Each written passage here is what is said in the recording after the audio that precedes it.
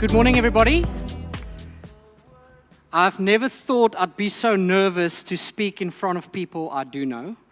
So I know everyone here.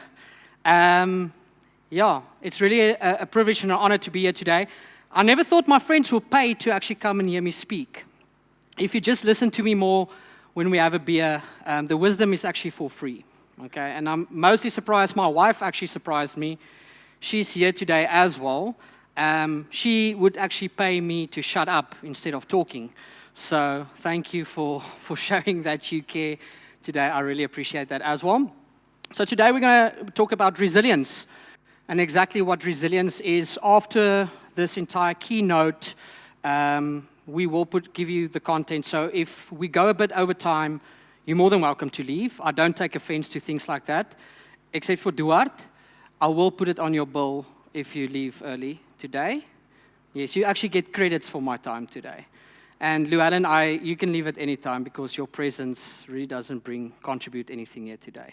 So you don't bring the vibe, if you hear what I'm saying. So can everybody hear me loud and clear?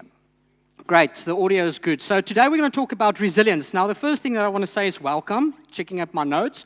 Bathrooms are right over there, if you don't know where the bathrooms are. We're going to have Q&As at the end, but during any time, if you have a question, just raise your hand and I'll stop and we can answer that question. Okay, it's really, I don't mind things like that. You're not going to take away my attention because I know we don't always write down the questions. We forget about it at the end. Yuda, you guys know, every time I'm with you guys, you can ask a question at any time. For the people on Zoom, we've got a couple of people virtually here. Thank you for being here. I really do appreciate it. Unfortunately, you guys have no questions, or you can write it in the comments. Noreen will read it at the end. I think that's that. Today, we're going to go through a journey of resilience. So we're going to talk about exactly what it is, the finite and the infinite space. So we're going to look at existing companies. I selected some companies that you guys know well from the media. So some of that you might already know or might seem irrelevant to you. And then we're definitely going to bring it in a bit local as well. Local, not to an extent to Nelspruit, but definitely to South Africa. And the whole idea about the first section is to take you on this journey on how do other companies look like in terms of resilience, in terms of the finite and infinite space. And then we're going to move the section to practical, what you can do in your company. Okay, so from the first one, if you've got some tips, great. This is what we see from the market. Any companies I do mention didn't pay for it, okay? And some companies I put in the bad spotlight. It's not against them, it's against the business style or, what's happening in the market. So I'm not attacking against any company. So I just want to put it out there, right? I'm going to talk about Toyota as well, and there's going to be good things and bad things from a business point of view. And I've got nothing against Toyota. I love Toyota. Okay, I've got everything against Ford. I'm just teasing. We're not going to go there today. Okay, so if you're nervous, if you're here, I'm most probably going to mention your company on everything you did wrong as well. Duarte has a complete list of about 10 things he does wrong daily, but he's open to things like this. Okay, so next slide. Just a quick one. This is, where's Josh? Next one. Yeah, there we go. I'm going to forget at the end. I just want to thank you, Josh, for everything today. Really, the setup looks amazing. We can give him a round of applause. It really looks great. And the lack of audience is not you. It's all on them. But I can't say anything to them because they're not here. Just teasing. Okay, so this is Exemplo Capital. This is myself and Noreen's company. I'm just going to mention quickly what we are all about so that you know where this perspective comes from. We're all about sustainable leadership development. Okay, we have the privilege to speak into the operational side of companies, especially when it comes to how they work with their employees, their processes and systems. And our heart is for people to go into an organic state of sustainable leadership, where the emphasis is sustainable. That's really the tone of today's voice as well. When you go to resilience, we look at not the finite space, but the infinite space. And for that, everything that you do needs to be sustainable. You can't be great one day and the next day lack. Okay, it needs to be sustainable. So for us, we start with sustainable leadership development, where we work with people, especially the leadership and managers of a company. Together, we have scaled 4 startup companies. Nareen and myself built sales models for, I think, over 14 countries. Nareen is well recruited. I don't know what's the count. I put a number here. Over 600 people, even more. So Nareen knows people. If you need anyone to help you with recruitment, she is absolutely amazing in that. Then myself, I'm the author of Leadership Networking Program, or LNP, keynote speaker, that's why I'm here today, on business resilience and sustainable leadership. And together, myself and Nareen really have the privilege to work on great projects, and collectively with one of the people in the audience, I can't say too much, but we're collectively working on actually being the first unicorn status company in the Lowveld, and the second in South Africa with the projects that we're working on. So that's something that we really chase, is kind of our legacy that we want to leave behind. And the last 2 things I want to say is we also build processes for companies to scale better. And then we are currently the only company in the world that offers a guarantee on revenue growth when it comes to our marketing plans, right? So we are not marketers ourselves. We develop marketing plans for marketers to execute, and we're the only ones that go with that guarantee. Sorry if I take a sip of water. Okay, next slide. So I want to talk about finite versus infinite. That's the first thing that I want to talk about. So in the mid-1980s, a philosopher and theologian by the name of James Cars, I think that's his name, James Cars, that's his name. He invented this theory, or he thought about this theory of a world that has infinite games and finite games. Anyone here heard about that theory before? Okay, great. Love the show of hands. Glad you guys are reading. So he said the following: finite games are known players, a known objective, there's a known beginning, known middle, and known end. There are fixed rules, and the objective is to win the game. There's a winner and a loser. So if we think about sport, for example, if we think about rugby, there are known rules, except for English rugby players, but for the rest of the world, there are known rules. There's a beginning, halftime, and end. There's known players. There's a certain amount of players, and the objective is to win the game. At the end of that 80 minutes, 94 minutes, there's going to be a winner, and there's hopefully going to be a loser. But then James said, okay, to define infinite games, it's not completely the opposite. The infinite games there are known and unknown players. There are known and unknown players. It is a known and an unknown game. And the purpose of the game, the objective of the game is to continue as long as you can. And at any point, new players can enter the game, and at any point, players can drop out of the game. Make sense? So that's the infinite games. And the objective is to stay in the game as long as possible. The rules are changeable. Now, if I go in the infinite theory, what does it sound like? This sounds like business, right? In business is an infinite game. There's no winner on career. You cannot win education. You cannot win in your marriage unless you're the wife. Then maybe you can win in the marriage. And there's definitely no such thing as winning in business. There's no such thing as winning in business because it's an infinite game. New players can come along any single time. Anyone can drop out at any single point. And the problem with this is if you listen to the language of business leaders out there in the world, the people you most probably follow on social media, on Instagram, the TED Talks you listen to, if you listen to those leaders, they don't have a clue the game that they're playing in. They've got no clue. Why?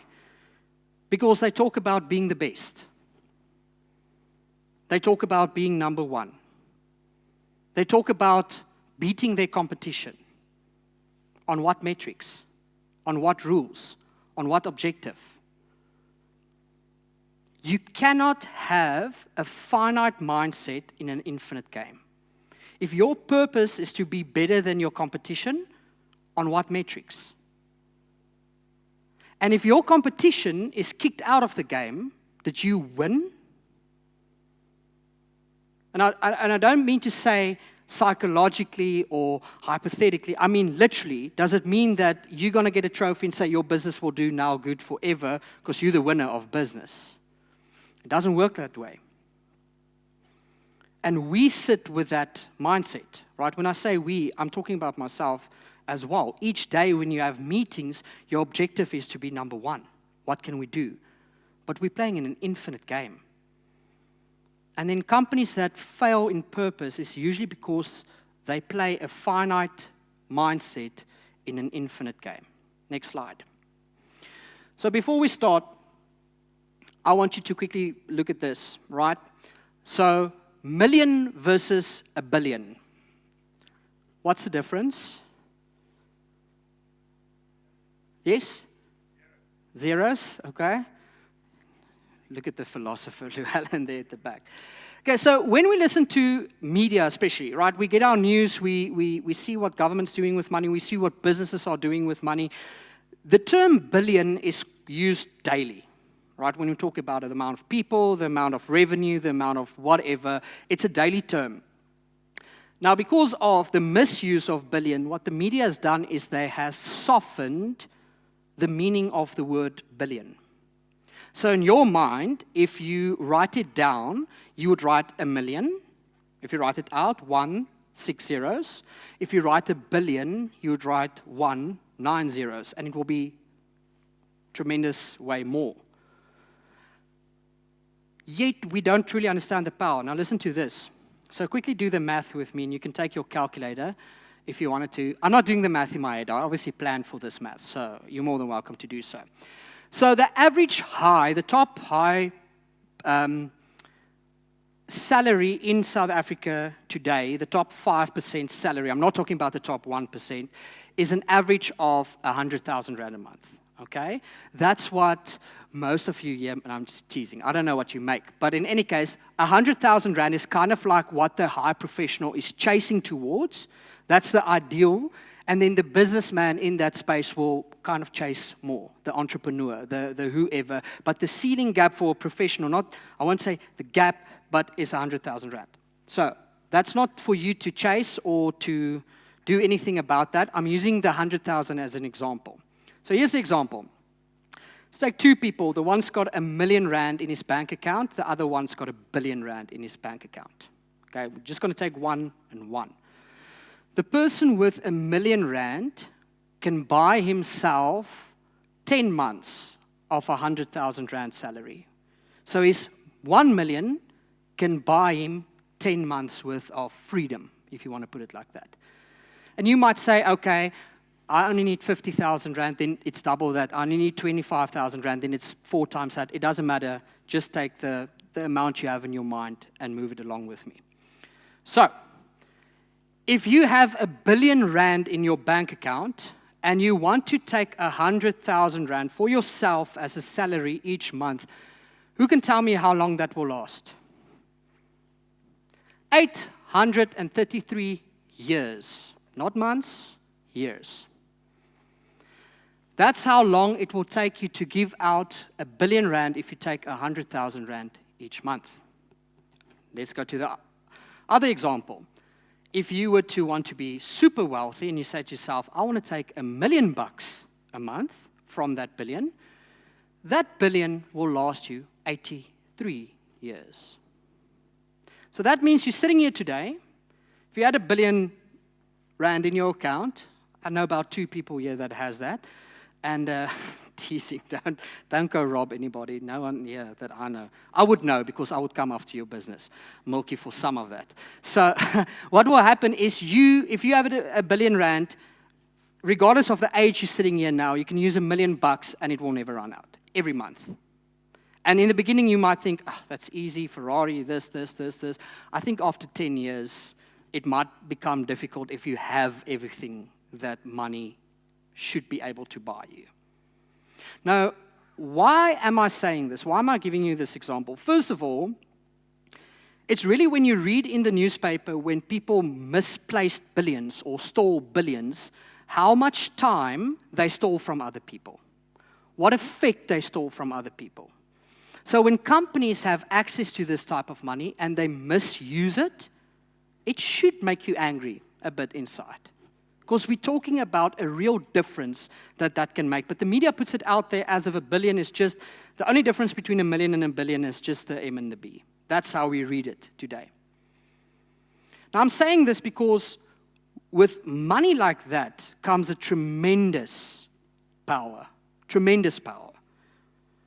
And you can't say money isn't power. I tell you now, if you have R1 billion, you've got some power, you've got some influence. So with that comes tremendous responsibility. Now the problem personally that I have, I think globally, it should be illegal for a 19-year-old to have $1 billion or rand or whatever in his bank account.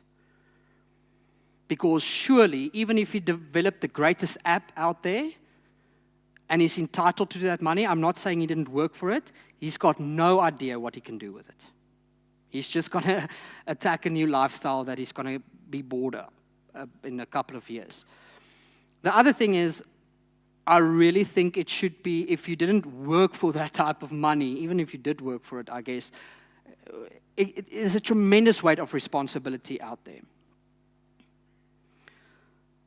Why am I using this example about a 19-year-old and people not knowing what to do with their money and millions and billions? Why am I saying this? Because we're talking about finite, infinite in the games of resilience today. So I'm saying it because of the following. If you want to measure your company's resilience, if you want to measure if your company is resilient, ask yourself the following. Ask yourself, what if a billionaire comes along?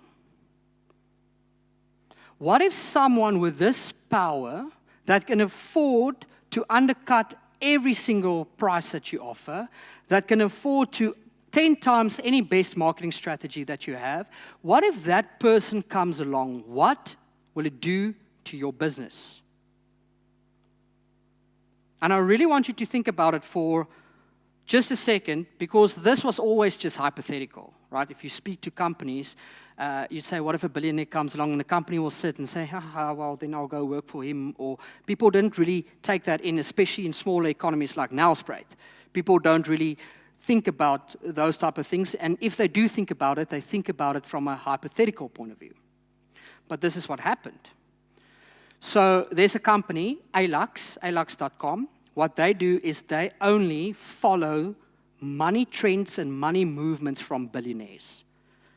So they talk to billionaires, they follow their trends, they talk about what they're busy doing and how they're busy doing it.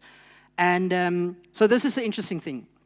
The one interviewer spoke to the billionaire and says, listen, the recession is coming up, the American recession. I think we all know that, right? They know it. Everyone's prepared for this recession. How do you feel about that? That guy paused the interviewer and said, listen, I want to be honest and straight. Recession is a word for middle-class income streams. It doesn't exist in a billionaire's mindset. Because recession is a time when the world makes the most wealth. Always. And I thought to myself, okay, which is most probably good, because what happens is more money surely means more businesses, surely means more opportunities. So these type of people are helping others without loss. And that is true. That's not true. I'm not saying go with a pitchfork and attack a billionaire. They've got a very, very important place in our society if they're not 19 years old. Sorry if you're 19 years old. And so then the interviewer went on and said, okay, so during recession, or during these times, what do you do with your money? What are you guys investing in? And they said the basic, they said commodities. That's the first thing that we put our money in, because there's going to be a huge scarcity of gold, oil, and things like that. Please, I want to pause there. I'm not a financial advisor. Don't take anything that I say and go put your money in there and come and knock on my door. Okay, I follow business trends. Just want to be very clear on that. You never know. So at the end of the day, he said, okay, we do the basics. We invest in commodities.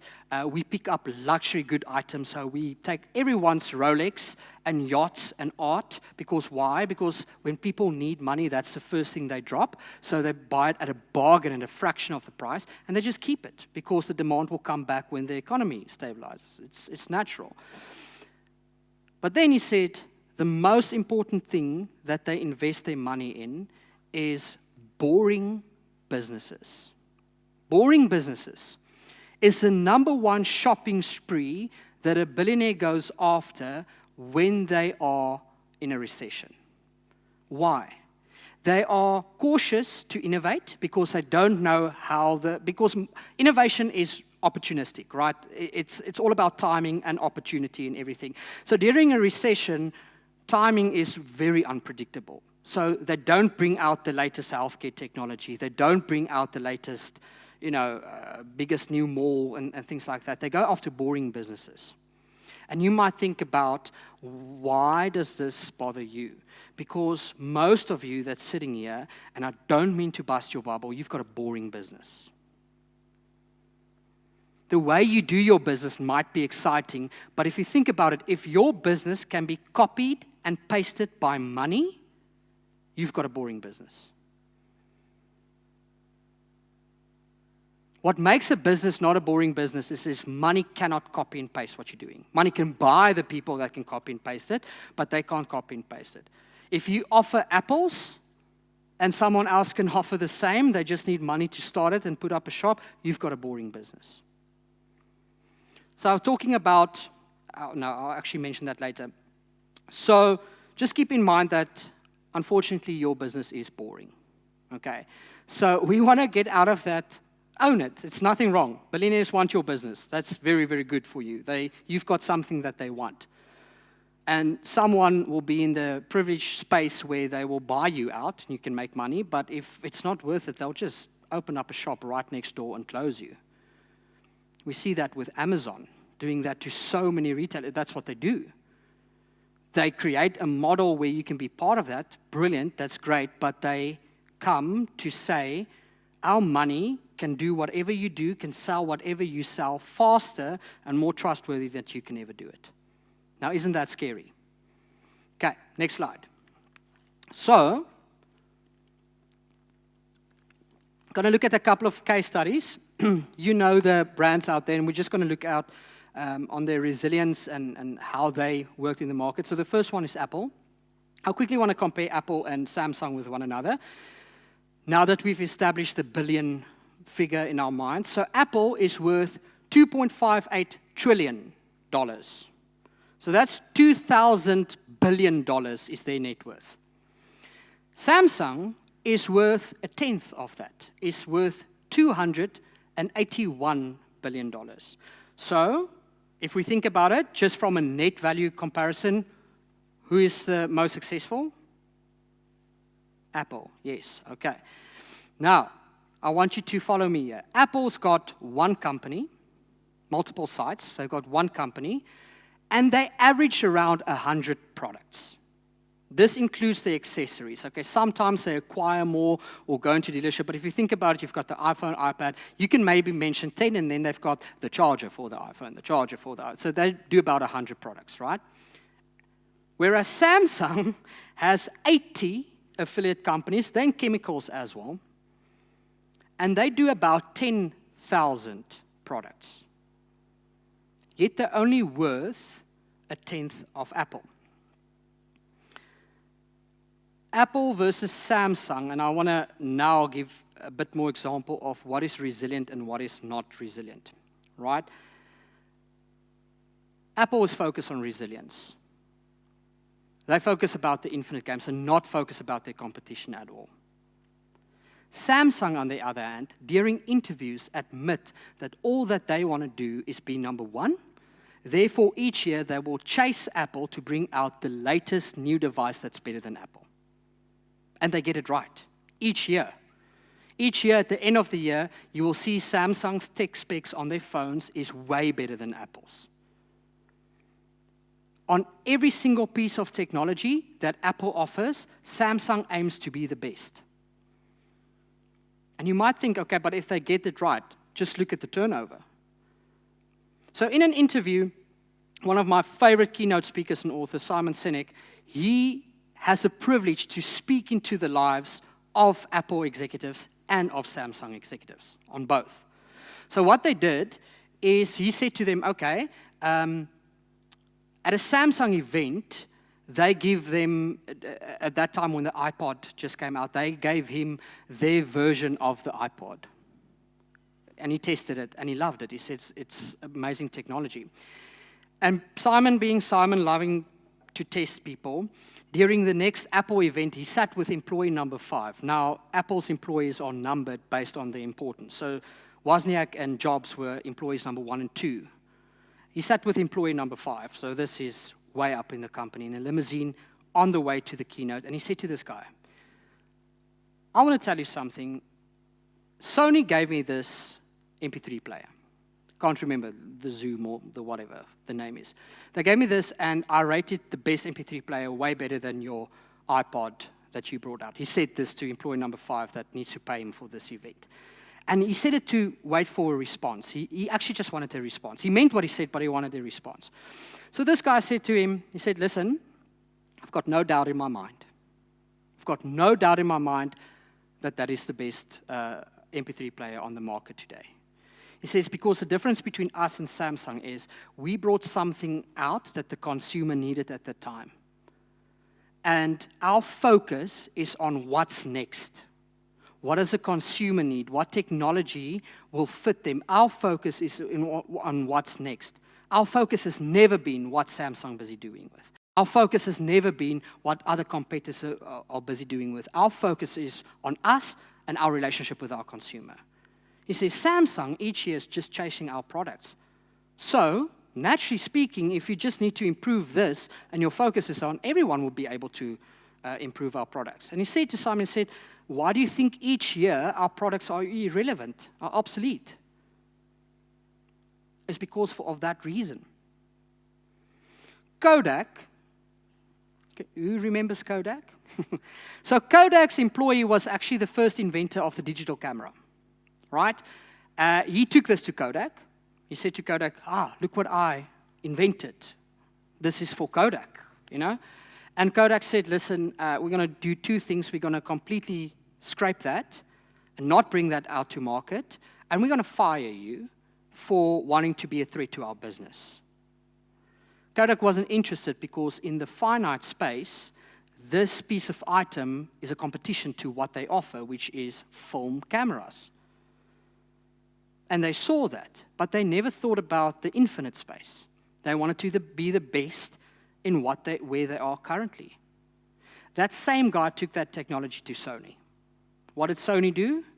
They brought out the first digital camera. And Sony went woof, and then Canon and everyone came, and Sony was silent for a while. Completely, it wasn't the best digital camera because Canon and Nikon was chasing what Sony brought out the whole time. They were doing the Samsung model. But now, all those years, Sony was busy focusing on mirrorless cameras and cinematic cameras and cameras that influencers and those people will use. And overnight, Sony is now by far the best camera that you can get. Okay, I'm not selling Sony. I can't even afford a Sony. I don't have one. I've got a Canon, and I'm very happy with it. But I'm telling you that that's where their focus was at. The last example on this page that I want to use is Victorinox. Everyone knows that. So Victorinox was the reason why every single boy had a Swiss Army knife. Everyone had a Swiss Army knife. It was by far the only thing they sold. Then something happened out of their control, 2011. And all the airlines and everyone basically said, you cannot bring this on your trip. And an economical factor that happened with them caused worldwide for their sales to stop. Completely stop. But their attention was never about what their product was, because what they did as a resilient company, how awesome is this? Before that happened, Victorinox went to a lot of companies within their industry, and they negotiated deals with them and say, listen here, in the event of our company fails, would you employ our staff? And we will do the same for you. They went to their competition to offer this negotiation, to say, listen here, this allows you to risk a bit more in the market. If we fail, would you look after my people? How many of you would go to your competitor and say, listen here, if you fail, I'll take over your staff, but I want you to do the same for me? Why? Because we're in the finite space. We don't want to acknowledge our competition. We don't want to work with them for the benefit of the consumer. This allowed Victorinox to put out a lot of money each year. They were very great with stewarding their money, and they allowed to just explore new ventures when this happened. They started bringing out watches and clothing lines and everything like that. And the stock went literally, if you go look at the history of stock, it went whoop, whoop, immediately recovered because of that. And this is finite thinking. The problem is we sit here and we think we can predict the future. We sit here and think, I don't want to make infinite decisions. I'll do it when problem comes. I'll do it when I realize my sales is not recovering. Victorinox had no warning. Nothing. The demand was there, the market just closed for them. They had no warning that this would come. But they were great beforehand. And the best example I want to give from that is an example from John Aldrich's book, Resilience. He opens the book up by saying that our soul has a natural ability to resilience, to want to live, to want to continue, to want to move into the infinite space. And he says there's a problem. When we look at animals, for example, there's two animals that resembles resilience. The first one is the horse. The second one is the camel. He says, but the difference is the horse will be strong and will be great and will be perfect until he is tired or until he is hungry or until he is injured, he will slow down, right? He waits for the signs and he will just slow down. The camel, on the other hand, will keep on pushing at exactly the same pace, exactly the same strength, till one day he just says no more, he collapses and dies. And he says that is the problem with how we treat our souls, and that is the problem on how we treat our businesses. We think that we are a horse. We will continue with our souls until we get to the point where it's showing signs of, depletion, and we all know what happens with that. You hit rock bottom, you go through midlife crises, you need everything. Why? Because you said, I'm fine, I'll wait for the signs, but your soul was not developed like that. It will push on through and just collapse. And the same with our businesses. We think that we will make plans to be more resilient if our business shows signs, but your business doesn't work like that, because overnight, it can just collapse. Overnight, it can just be done, and it would have been nothing because of what you did. But it can be stopped for something that you have done. The last two examples are some local ones. Let's look at the time here. Okay, we're good. So, the Citizen newspaper, everyone knows the Citizen. The Citizen, in a 12-month period, went from selling 400,000 copies of newspaper a month down to 60,000 a month. What happened? Just apps, just technology. They were unfortunately the last ones to bounce off that, where Rapport and all those other people were first. All the News 24 affiliates were first. And then one of my favorite companies out there in South Africa, everyone knows that. We buy cars. Man, I've got respect for these guys. They're doing damage, don't get me wrong. They are doing damage, but they're not doing it in attacking someone else. Listen to this. So we buy cars. What they did is they said, okay, and we don't have all the access as of yet on their business models, but in essence what they did is said, okay, we're going to go into a market that everyone is in, right? It's nothing new to sell or buy cars. The only difference that we're going to do is we are going to apply an FMCG model on that. Okay? Fast market consumer goods. That's selling volume at a very low margin. But in order to do that, they just need a lot of funding because you can't grow that. Because a medium-sized car dealership in Nelspruit, the OPEX, the operational cost, is about 300 to 400,000 rand a month. So imagine if you need to grow to that, anyone else would have done it. But they just said, no, if we can buy a car up front, and we don't need to make that much money, we're going to sell a car because everyone is buying a car, right? The market is there. And just overnight, there's We Buy Cars. There they are at. I speak to friends of mine in the industry that completely suppresses and completely ignores the threat that We Buy Cars brings to their business. They don't want to acknowledge it. They say, yeah, but that, and yeah, but that, yeah, but that. Guys, if you're selling cars, I'm telling you now, you really need to start into this model and decide what you're going to do, because in 2 years' time, they will not allow for you to exist. And not because they're attacking you. And you are sitting here, most of you, tried to sell your car to what We Buy Cars or maybe bought a car there. Okay. So, I want to give you some insight on that. Ever wondered around a conversation why some people say they gave me the best deal and some people say they gave me absolutely the worst deal ever? So once again, this is how We Buy Cars work. They've got an algorithm that studies every single listed car dealership in South Africa in real time. They know what car, if it's on the internet or listed, they know every single car out there. Their algorithm hooks the selling price, so they don't know what they paid for it, but they know what they're selling for.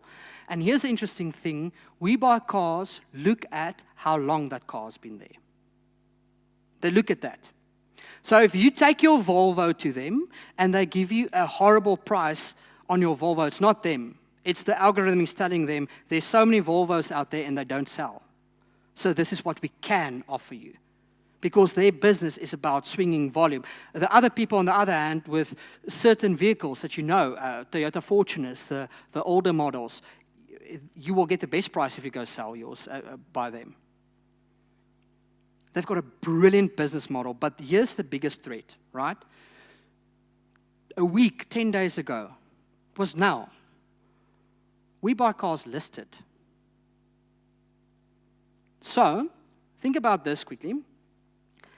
During their IPO, the initial public offering, which is basically where you get money from what you list, because when you list, you don't know what the prices are that you're going to get.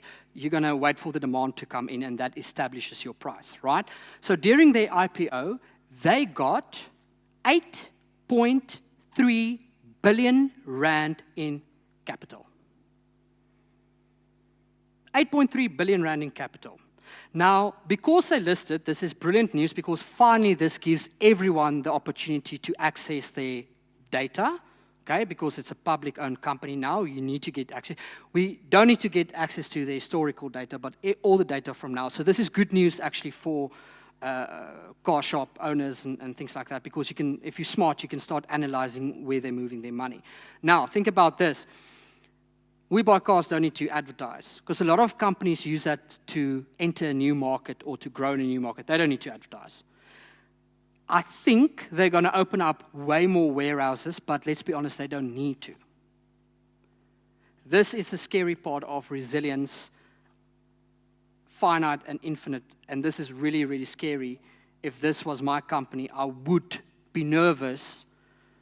Is with 8.3 billion, remember we discussed what the billion is, could they afford to make losses in the industry in order to gain the entire market? And who can compete against that? Could they say, we're going to take half of that budget and give a certain area of cars, a guarantee will give you 50,000 rand more than anyone else would beat you, just to take away their product? Could they sell it at a loss just to gain the consumers. I'm not saying this is what they're going to do. I'm saying if I had overnight access to 8.3 billion, this might be a checkmate move for the industry to say, I want all in, take it or leave it. Now, when we speak to people, and this is what I'm telling you, when someone talks about business, the first thing our minds do is we put our pride aside, or not aside, in front, and we say, okay, because of my pride, I'm going to use suppression as a technique. And suppression as a technique, I'm just going to tell myself, everything is fine. I'm not going to be stressed about it. I'm not worried about them. I'm worried about my own game, which is good to say, but ignoring what's happening in the market is stupid. So people use suppression, right? So I want you to sit here and I want you to think about anything. Just don't think about a white bear. You can think about anything as long as it's not white, as long as it's not a bear, and especially if it's not a white bear. That is suppression. Did it work? If something is out there, suppression is not the technique to tell your mind it doesn't work for your mind, but we do it. And then at a later stadium, when it comes out, it creates all of this stress because we think suppression is the method. And suppression, listen to this, will cost you your company. You need to start accepting the space that you are in currently so that you can move out of that. What's the time now? 8:30. Okay. Next one. So, one of my favorite stories, and I got this from, I need to give you some credit. I got this from Duarte. We spoke about it the other day. So, specifically looking at Nelspruit, right? I want you to think about Toyota and Mahindra. Specifically in your, not Nelspruit, Toyota, Nelspruit, but in your context of world that you live in, including those spaces as well. So when Toyota entered the South African market, jare terug, what did they do? On what basis did they enter it? They brought a powerful solution to the poor farmer that needed quality in his day-to-day job. Believe it or not, farming wasn't always a rich industry. It was actually one of the poorest things if you think about your Opal and Argo. They had massive lands, but it wasn't a business. It was farming, it was providing, and it was hard, intensive labor. So Toyota brought out a product for the poor guy. Now we follow the economic trends. There's no shame in it. Farmers now, overall speaking, is a very wealthy industry. Very wealthy industry. So what Toyota did was very smart. They said, we'll just follow this guy. We'll follow the farmer. So as the farmer got richer, we said, okay, introduce the new bakkie. And then the farmer got richer, and we said, introduce a new bakkie. And then the farmer got lekker rich, and he said, introduce mama se kar and papa se kar. And they followed that trend the whole time. And if you think about Toyota today, Toyota is not affordable for the person that doesn't need it. First of all, there's way cheaper options out there. They're not the most expensive. But especially with their cruiser lines, they made it very clear on who their target market is. Okay, so keep Toyota in mind. Now comes Mahindra. Mahindra entered on exactly the same principle. They brought a solution for the poorer market. Okay? They brought that solution out and they did brilliant. Then what happened is Mahindra started seeing, okay, Toyota's market is especially cruisers. They make a lot of money out of cruisers.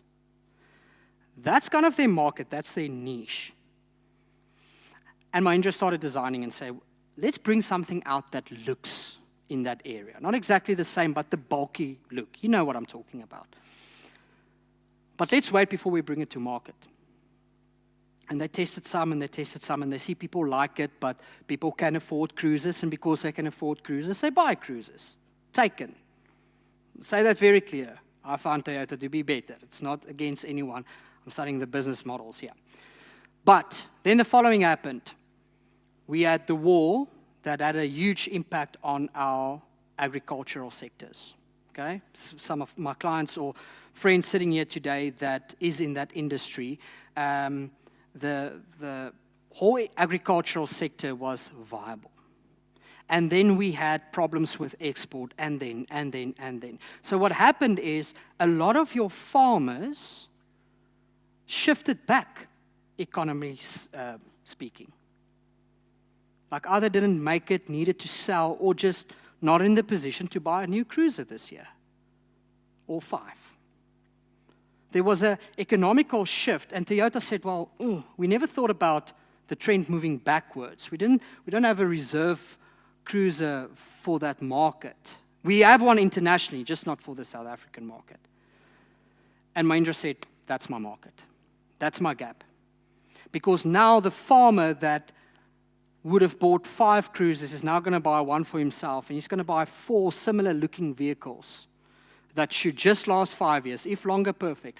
But within 5 years' time, he doesn't care about the 5-year time. He cares about tax. And he'd rather buy 4 similar-looking vehicles than 4 low-base Toyotas that in any case can't drive on his crops. And if you drive past Mahindra and Nelspruit, you can see the volume of cars that they're selling. You don't need to be an analyst. Drive there every time. Notice on the road, especially if you drive to Letsetele's side with all the farming and even Malalan's side with all the farming, notice what you see around. How many of those do you see on the road? Now, we don't know what this looks like in terms of resilience because Toyota does phenomenally well with sales. Phenomenally well. They are amazing with bringing out quality. They short nothing there. And then you go on Hello Peter and you see their resilient glitch is their aftermarket services is horrible. Go on any Toyota site, do it. Go Google whatever, go on Hello Peter, and you see all the compliments are sales related and all the complaints are services related. So if Mahindra was smart, hopefully they are. I'm not saying they weren't. We don't know yet how this looks. If Mahindra is smart, they would stick to the business model of sticking with the consumer as they move along and then just complement an after-service market that serves into that. And I can promise you now, if you needed to invest money in South Africa, the fastest moving one over a 10, 20-year period of time, you know what I will say. Okay, so next slide. So now we're going to go into the practical side. Does anyone want to take a break, go to the bathroom, anything? Water? No yawns? Anyone yawning? Fine? Racho? Okay, great. So let's look at the traits of resilience, because now we see how it affects in the market. So I want to start bringing it down to us. How can we kind of train ourselves to be more resilient? How can we train our staff to be more resilient? And how can we build a company from that into resilience? So there's so many advice out there and so many traits. So when we started analyzing resilience, there was these 5 that was common in all of them. So we took resilient companies and we took the resilient staff from those companies, and then we said, okay, let's see what material you have out there, what advice you have out there, and we start analyzing the traits. So here are the first traits. Okay, the first one is to adopt a billionaire mindset.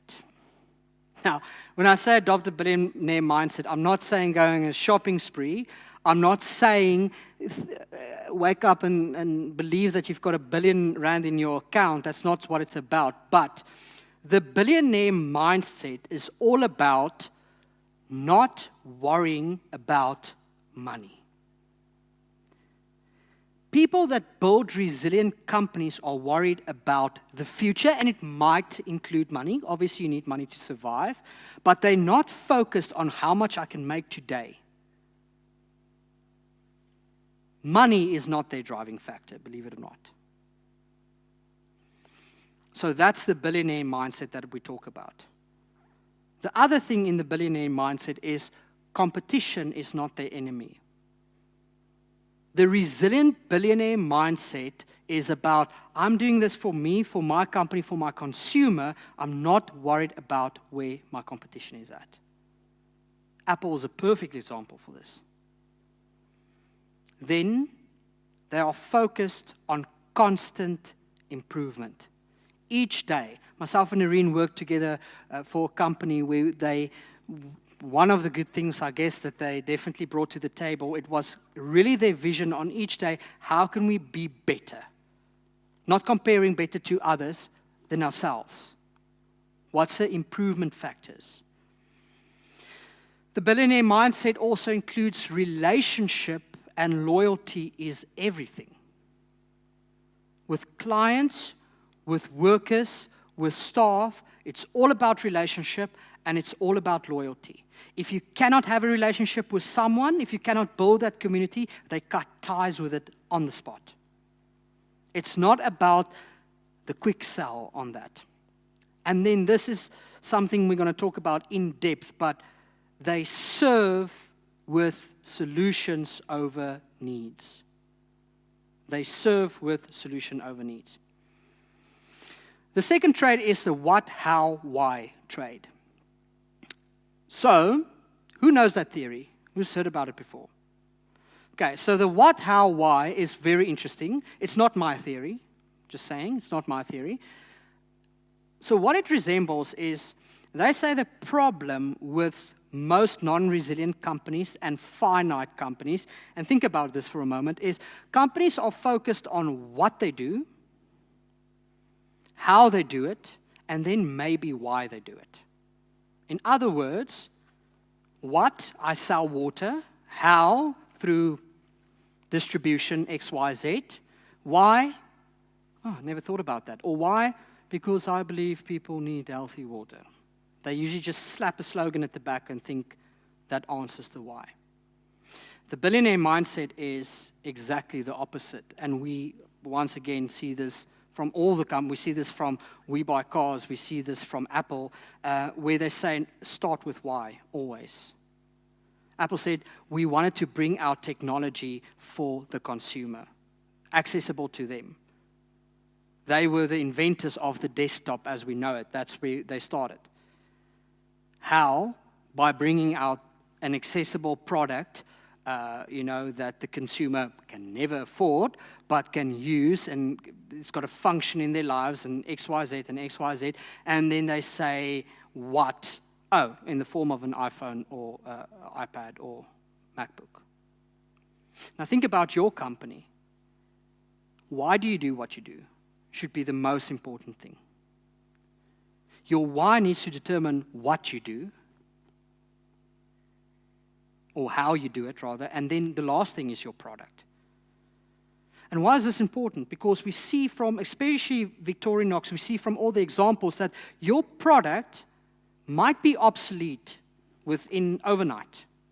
There might be no demand, or there might be a trend in saying we don't need this anymore, or there might be a backward spiral. But if your company is built on your product, that means your company will close its door when there's no demand for your product. But if your company is focused on your why and your what, that means you can innovate and bring out new products, new solutions, new services. When I say products, I don't mean only products. I mean whatever you offer, you're offering. You need to start with why you do it before you are so focused on the product that you own. The third thing is they are ambassadors of their culture and not their products.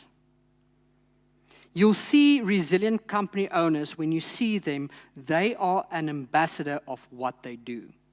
And as a business owner, you might think, yes, this is true. But think about your sales staff, think about your senior people in your company. When they go out, are they ambassadors of your company? Because if you trust your leadership in their hands and they don't qualify as to that, you're not really building a resilient company. And then on that note, I want to say, if you're an ambassador of something, it means that your life resembles your work. There's no on and off switch. It's not I'm at work and I'm at home. We'll talk more about that later. We're moving into the final parts now, don't get me wrong. One thing we've noticed, a pitch gone wrong. So there was this guy pitching to investors that he needed money, and he put out the entire presentation. They spoke well. It was amazingly good. And at the end of that, everyone in the boardroom, the one guy stood up and he said, listen, I want to buy 10 from your products. And this guy was confused. It's like, I don't want you to buy my products. I want you to invest in my company. And he said, but you were never an ambassador of your company. You pitched all your products now. That was your pride. So sold, I want to buy. But I know nothing about your company. I don't know how you feel about your company. I don't know your dreams for your company, because that's not what you were talking about today. We see this in marriages, for example, when we take it to bring it into the household. You get people that they speak good about their husbands and wives. And then they sit there and they build them up on this pedestal, and it's absolutely great, and it's a beautiful thing. They mean well, they intend well, but they say nothing good about their marriage. But because they said something good about their wife, so you're sitting there in the outskirts and you're thinking to yourself, this is going to sound wrong now that I say it. I'm just going to say it. You're sitting there and you're saying, like, I'm interested in your wife, but I'm not interested in your marriage. And that's why first-time entrepreneurs, you see Vusi Temakwaya speak about it a lot. What do they focus on? They focus on product. Second-time entrepreneurs, what do they focus on? Distribution. They don't care about product, because product can change the whole time. Okay. Next slide. Oh, no, same slide. Same slide. Don't change. I'm almost done. Then the fourth trait is coaching and surrounding, environment. Okay, sorry, not environment. Coaching, we're moving this way around, looks like it. Coaching and surrounding. So, did you know the top 5 people you spend most of your time with is a direct representation of who you are? The top 5 people you spend time with shapes who you are as a person. That is why resilient people are very mindful on how they spend their time, even off the books. Because those people, and I'm not saying don't connect with other people, that's not the purpose. I'm talking about where you get your input and value, where you put your valuable time in. Most time is they get it from the top 5 people. So we've got this rule in business that you can try to do, or in my life I do this. Surround yourself, I call it the quarterback and the cheerleader theory, okay? Quarterback as in with football, the superstar, the lawskakel, and cheerleaders. Surround yourself in your life with 5 quarterbacks and 5 cheerleaders. They don't need to be in your company. Quarterbacks are the people that is successful, that star plays, that's got influence, that's got experience, however you see that. People that you would listen to when they speak. But then with that, you need 5 cheerleaders, people that will motivate you along the way when you fail. You need them. It is important to distinct. There needs to be a difference between a quarterback and a cheerleader. My wife is an amazing cheerleader because she always motivates me. She's a horrible quarterback. Why? Because she always motivates me. A quarterback needs to tell you, stop what you're busy doing with, because you're wasting your time. A quarterback is someone that will just grind you the whole time and say, listen here, those are the type of people that you need to surround yourself with. Each year, what we do is we reevaluate and we say, okay, I need to spend a little less time with those people and a little bit more with this. And I want to be very, very clear on the following. I'm not saying you should only have 10 people in your life. Your purpose of business, of doing business, is to exist in the infinite space so that you can build kingdom and community for God. That is the purpose. So community and connection and connecting with people, don't say, I don't have time with you. That's not what I'm saying. I'm talking about your valuable time of influence receiving and influence giving. Be mindful that you spend time with 5 quarterbacks and 5 cheerleaders. Then, the last thing on coaching and surrounding. Successful people or resilient people, I won't say successful, resilient people tend to be open to coaching. Okay? That forms part of the whole cheerleader and quarterback thing. Now, I just want to say something about coaching. So, we're business coaches, right? I like using the analogy of coaching in health and sports because that's something we can all resemble to. So, imagine a fat person. You can imagine your mother-in-law. That's fine. So, imagine this person and their coach, their health coach, fitness coach, however you want to see that. And maybe you've been in this space. I'm not talking about the obesity space. I'm talking about this needing to get coached space in a physical environment. Maybe you've been in that space. There's a huge difference between someone that needs the help or assistance or motivation, raising their hand and going to a coach and say, I need coaching, versus a coach that needs to go to a person and say, come fatty, bietjie run vandag. There's a huge difference. And successful people, I'm saying successful, resilient people knows this exactly. They know they should raise their hand and say, I need coaching.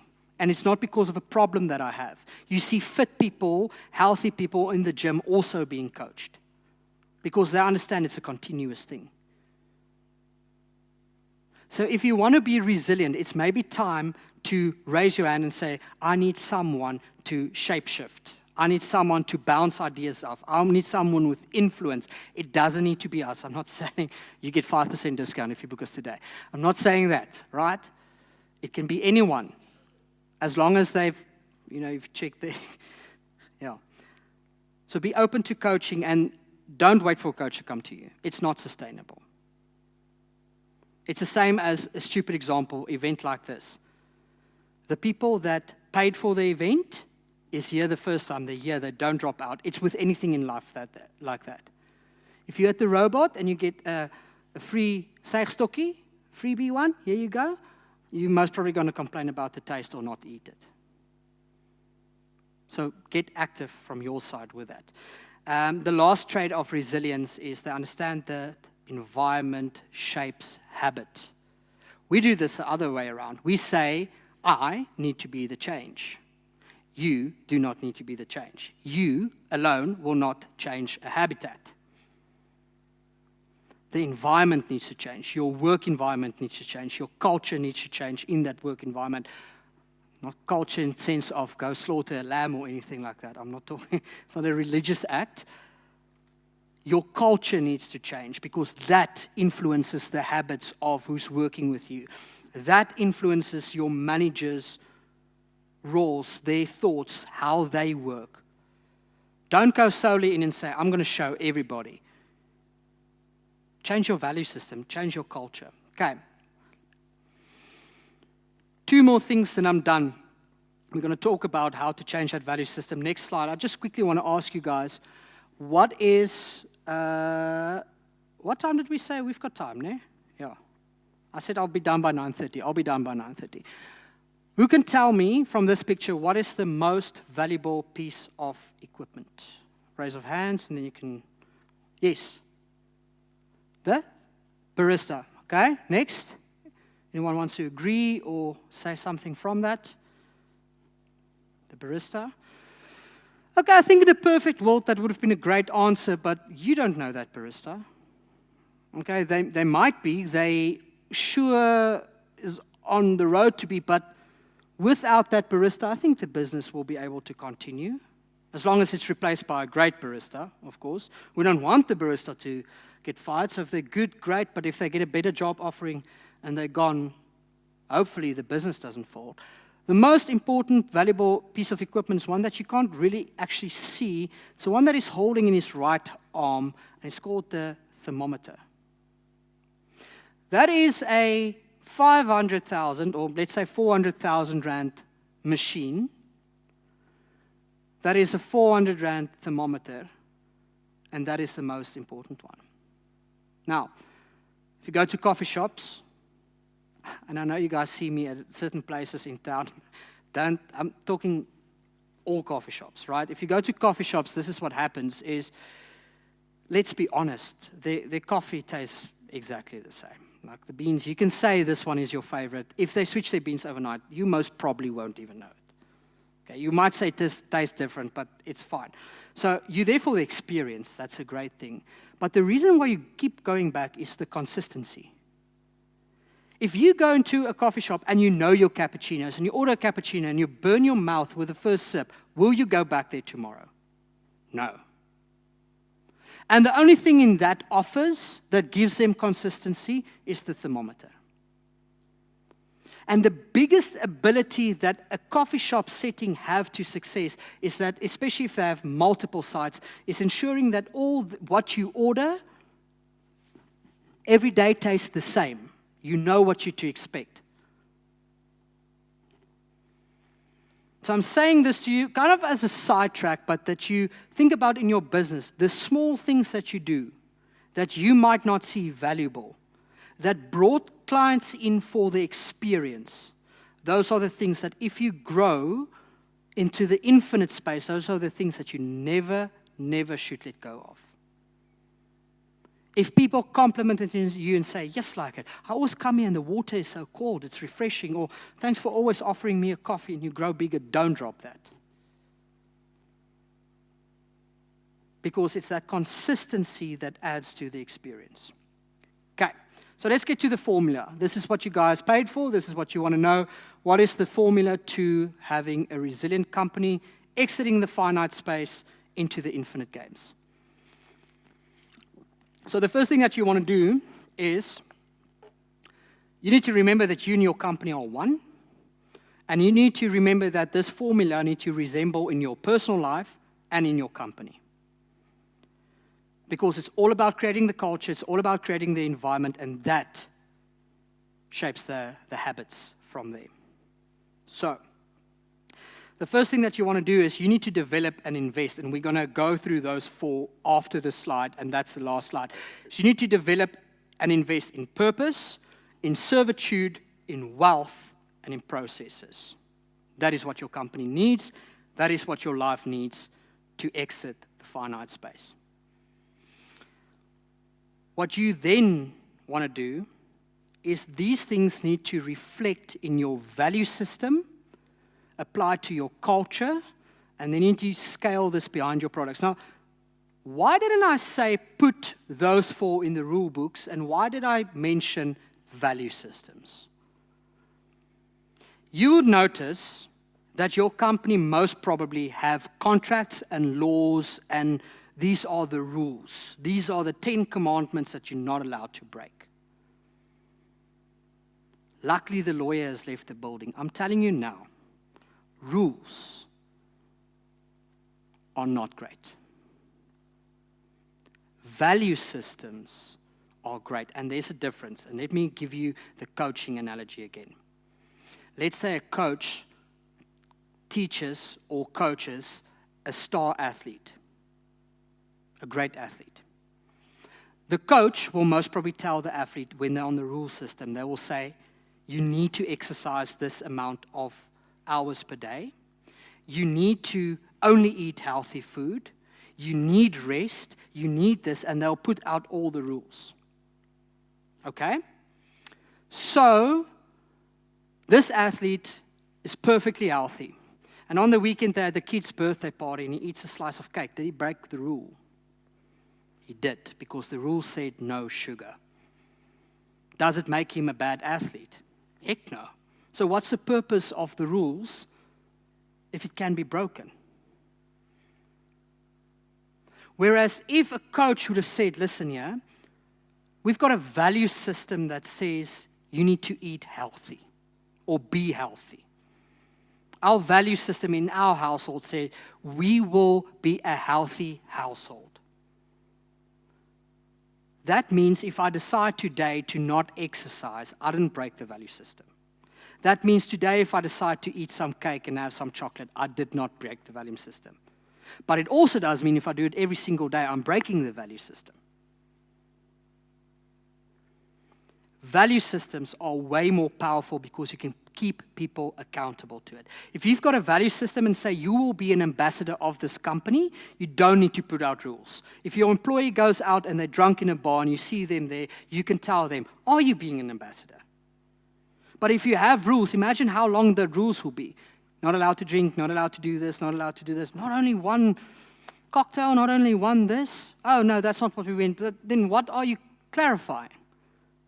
What are you trying to say? It's great to have contractual rules, right? We need to have it because of our Employee Act and all those type of things. But I'm saying if you want to build a company, you build your purpose, your servitude, your wealth, your processes. You take that and you build a value system. That value system applies to your company culture. Who are you as a company? And then you scale behind your products. You scale that culture, you scale that companies. It's not about how many bottles of water do we sell if we sell water. It's just like we are scaling this company with the current products, with the future products, with everything to come. That's the way we're going to. Then what you want to do is you want to build your brand around your why. You want to take your value system and you want to start building a brand. Like when people see you, they know exactly what you stand for. That's the brand. And that brand you want to start by building around your why. You guys do it brilliantly. Buy local. Sorry, I'm not you, Ian. Get out of the way. You guys do it brilliantly. You are ambassadors of your why. You are ambassadors of the movement. It's not about the one person buying in. It's about the environment building into this culture.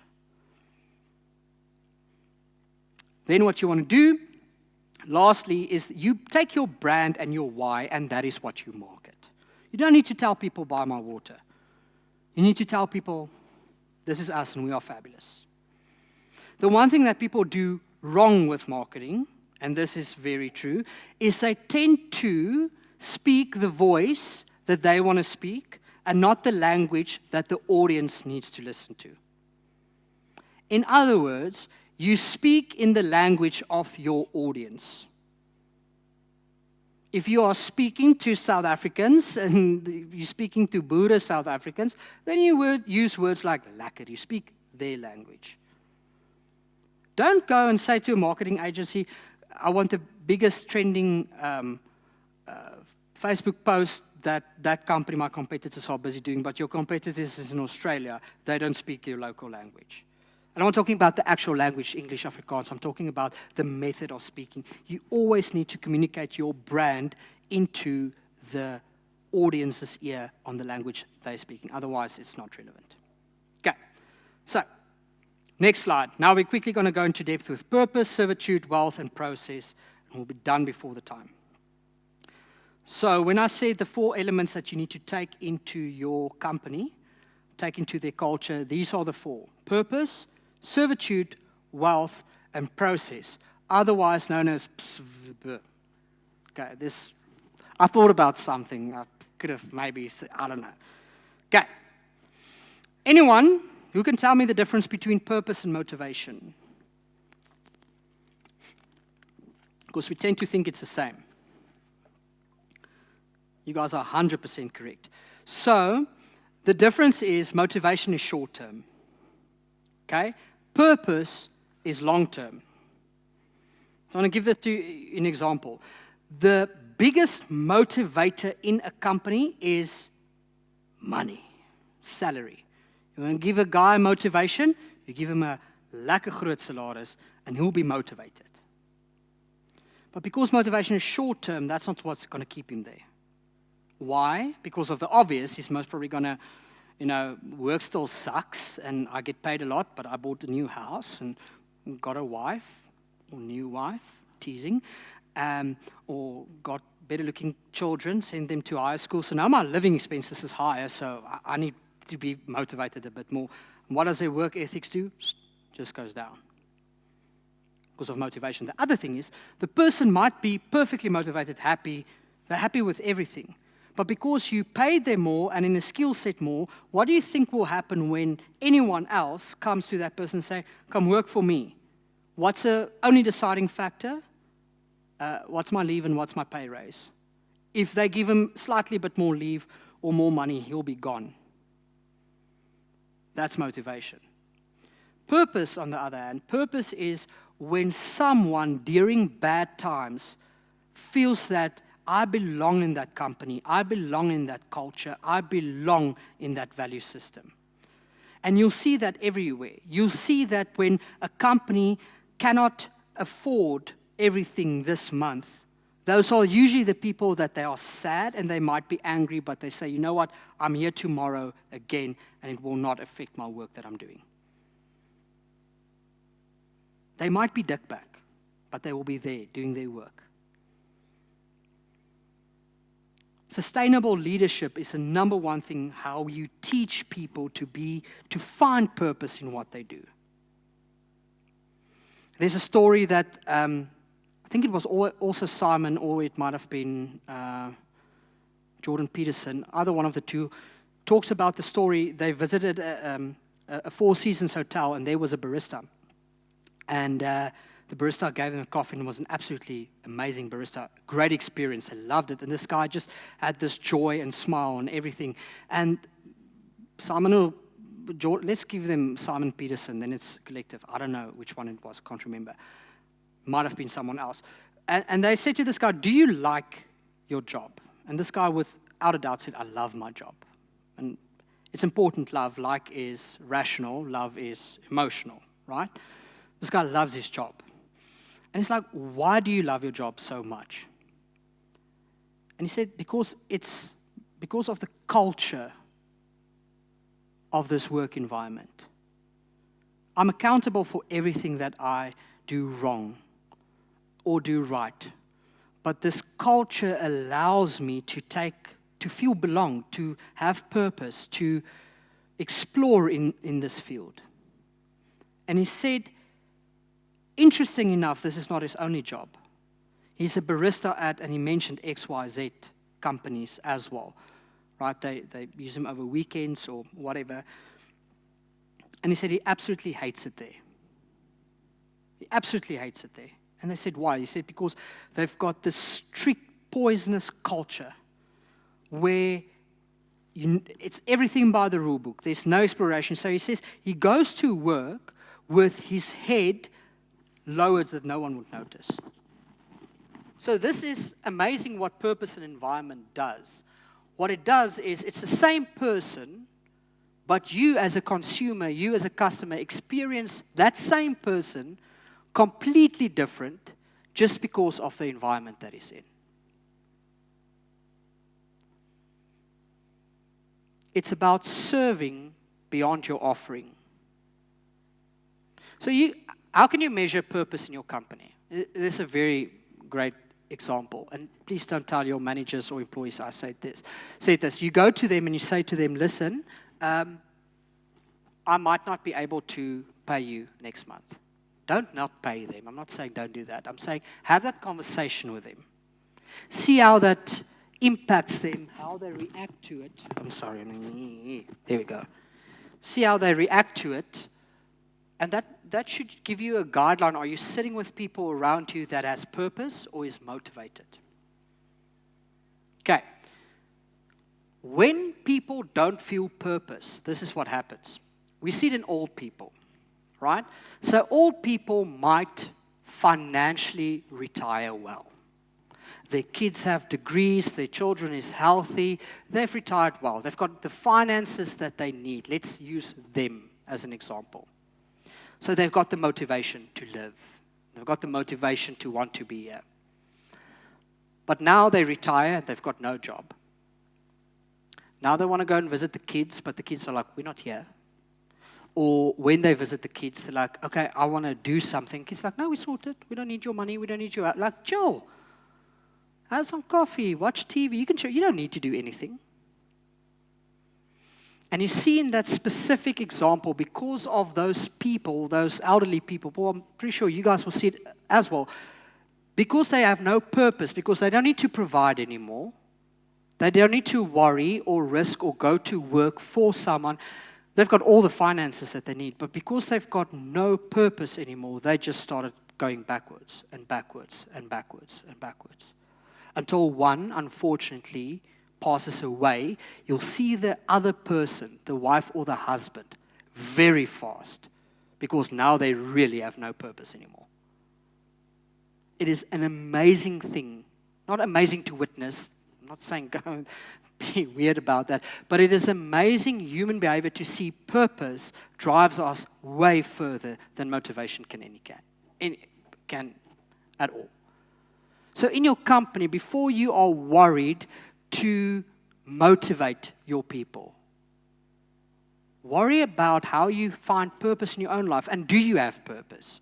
There's great series and contents out there on how you can find, if you don't have your purpose, if you feel that it takes energy to contribute in a day, that this is effort, you don't like it, you're doing it for the money and that's all, you lack purpose, I would strongly suggest finding that purpose. And I would strongly suggest assisting your people in your company to do the same. Okay. Servitude. Keep it on that slide. Servitude is the next one. And this is amazing. This is where this whole idea of today's keynote came from, was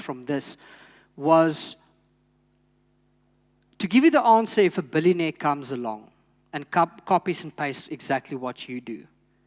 What is the only thing that you can kind of guarantee is a method to go to keep customers from choosing you? And that's to serve your customers. It is a very, very difficult thing to do. We think we serve our customers through our products and services. And to an extent we do. But it's, once again, if it's a product or service that anyone else can do, then it's not. We don't really live with the heart of serving people anymore. Think about it this way.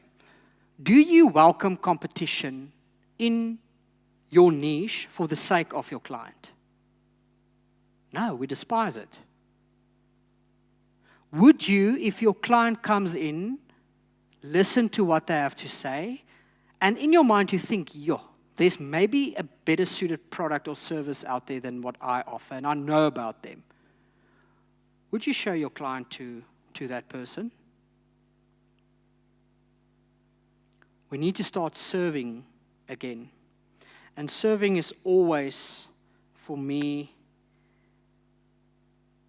so important when it comes to, I think the best way to describe servitude is to serve someone, it needs to most probably cost you something. So in our household, for example, in the beginning, I used to think that when I help my wife, when I make her coffee in bed, when I help with the kids' chores, when I help with things like that, I used to think I'm serving her. And then I thought about it, I said, wait a minute, I'm not serving her, I'm being a husband. This is what I need to do. And in my life, it is very important to your personal life and your business. There's no such thing as a work-life balance. There's no such thing as a work-life balance. Right? Especially if you're a company owner or manager, there's no such thing. There shouldn't be a balance. It's not now I'm in my work clothes, now I'm in my play clothes. You need to be an ambassador of the same culture in both. Okay? When you talk to people and they say, I go to church, I'm a Christian, and you go to their companies and you're like, oh, I did not see that. I did not know that. Yeah, but this is work. No, but there's no such thing as a work-life balance. You're an ambassador of your life, of your purpose, of your culture, of who you are. It should be exactly the same. So this is the thing, right? So it was very hard on my heart to think, how can I serve in my household? What's the things that cost me, that I don't need to do, and it costs me my personal time or anything like that? So it's stupid examples. I'm not saying go and take my examples, but think about it. So on a Sunday, after we've played around with the kids or anything like that, I go wash my wife's car for the week. We could have just taken it to the car wash on Friday or Saturday. That's my thing to say, I want you to just have a clean car for the week. Another example that we do, we are in a privileged position to have Nomvula, our domestic help that helps with the kids and everything. She's absolutely brilliant. We pay her to be there. She has her job, and that's what we tell people is, you get paid to do this. That's your job. That's how we hide behind the mask. And I don't need to do the dishes. I don't need to clean the house. I don't need to do those things. But we make it our mission on a Sunday, also on a Sunday, when we put the kids to bed, we clean the house. We do the dishes. We clean everything. We make it a perfect work environment for Nomvula on a Monday. Because I'm sure she sits at home with her kids, with her environment, also like all of us saying, I'm not lus for werk tomorrow. You need to apply a culture of servitude in your life. It needs to cost you something, whatever it is, and you need to take that into your company. The next one is wealth. Now, we love this, right? So, in order to be resilient, we need to be wealthy. Yes, we need to be wealthy. But the problem is, we think financial wealth is the only wealth that's there. Financial wealth will come. I'm not preaching prosperity. I'm not saying it will be in the form of money. But if you run a resilient business, you'll go through everything like that. But in the long run, that's the purpose of a resilient company, is they've got the wealth to carry them through that. Doesn't mean you're not going to go through troubled times. Okay, but here's the thing, is we forget that there's multiple wealths in your company and in your own life. There's spiritual wealth, there's physical wealth, there's financial wealth, there's mental wealth, there's family wealth. And by the way, wealth is the number one reason why people have purpose, including your employees. This is the single most powerful thing that will give you the purpose that you seek. The problem is we look only at financial wealth and we forget that financial wealth equals motivation and not purpose. So, think about it. Spiritual wealth. How full is your cup? Physical wealth. How full is your cup? Mental health. Family health. Do you have time for your family? Do you have time for your friends, your social wealth? It is 100% up to you to make sure those cups are all full. Not all full. All of them are full. Just worried about the auto captions on Zoom. People's like, And this is the important thing. If you have an employee or team that is purpose-driven, you're building a resilient company, because through tough times, they will be there tomorrow. And in order for them to have purpose, you need to build on their wealth. Now, contractually, financial wealth, you only need to offer, you've got your model with that. I'm not saying you need to risk the company with that.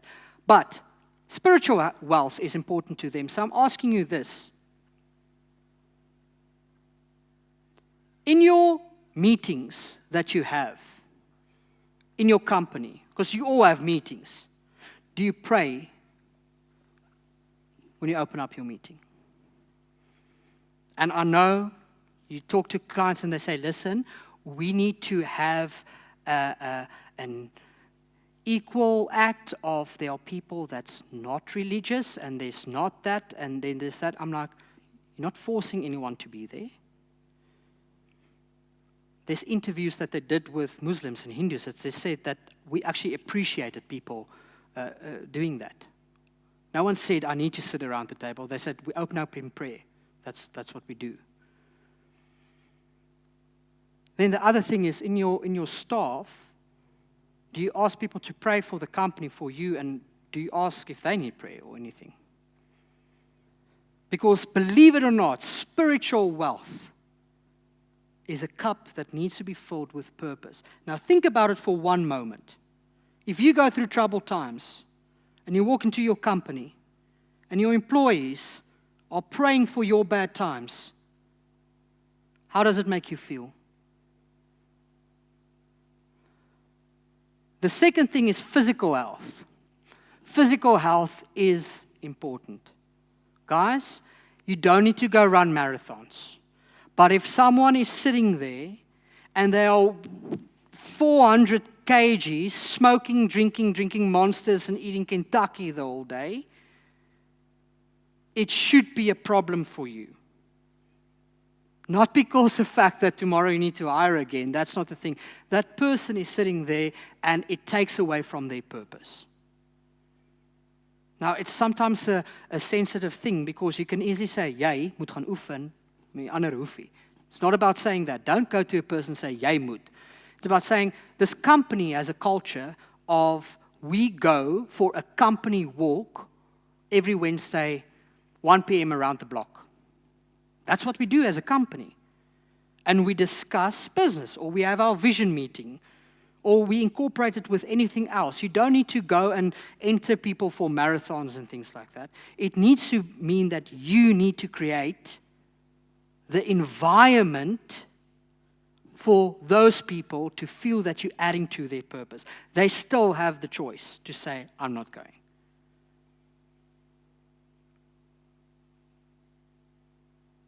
And when I talk about physical wealth, I'm not talking about only, I know I use the example, but I use extreme examples. If you can be well looked in shape and still live that health style life, it's going to catch you at some point. Even if you just go from the scientific point of dopamine levels and et cetera, et cetera. Then there's mental health, the same. If people are burning out in your company, what do you do about it? And if you are close to burnout, you know how much I respect business owners in really difficult times when I say, like, it's really harsh, and they sit in that office and they're just frustrated, completely frustrated, and say, you know what?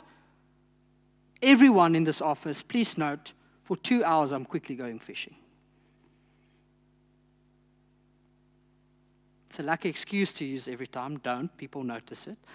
But the purpose is, are you an ambassador of your own mental health, or are you just showing everybody that you can handle it better than they can? And then the second thing is, are you giving them space in your work environment to look after their mental health? The same is with family health. Think about it. Do you know everyone in your company? Are they married? Do you know their wives' names? Do you know their kids' names? Do you know what their kids dream to be one day? Do you care enough to have that conversation with everybody in your company? And you might run a 1,000-employee company.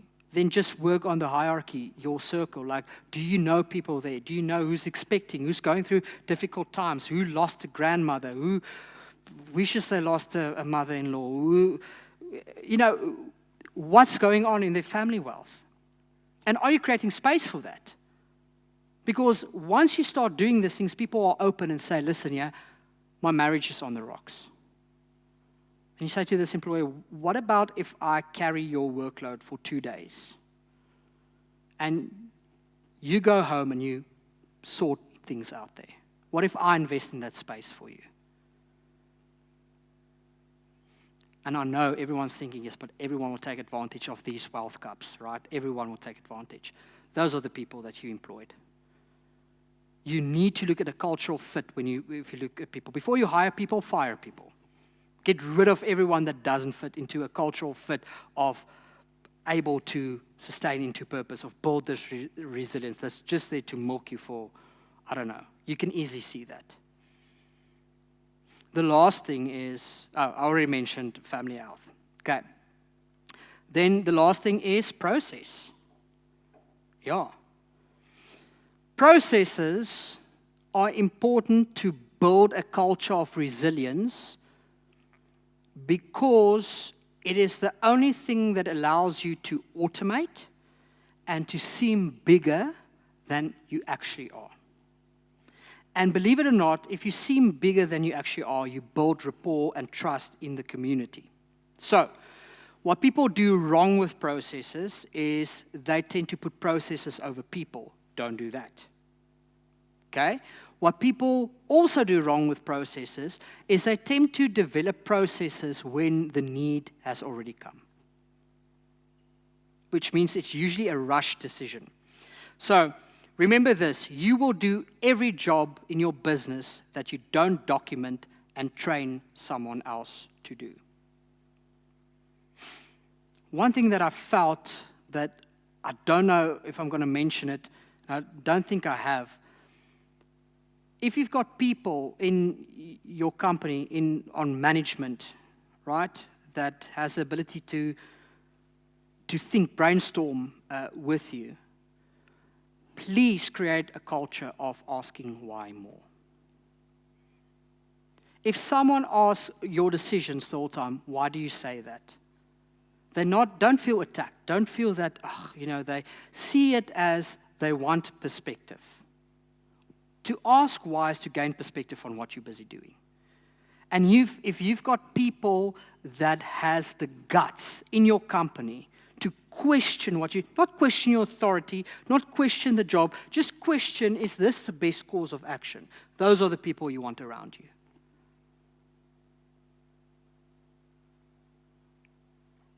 Okay. So, here's the conclusion of today. Next slide. I'm going to read from the screen. It says, resilience is building a company culture that's driven by purpose, a culture that one wakes up to with a drive to want to participate in and see value in what they do. It is a space where one can go to bed with a sense of something was accomplished today. It is to offer a relevant product or service to a consumer, offering a solution that serves their needs, offering this while creating a company culture that is not concerned about competition and cancels pride in what you do and build pride in why you do it. Your measure tool is always to ask, what if a billionaire comes along? Your business plan does not make you resilient. And without purpose and willingness to exit the finite games, unfortunately, your business can, with or without your control, deplete overnight.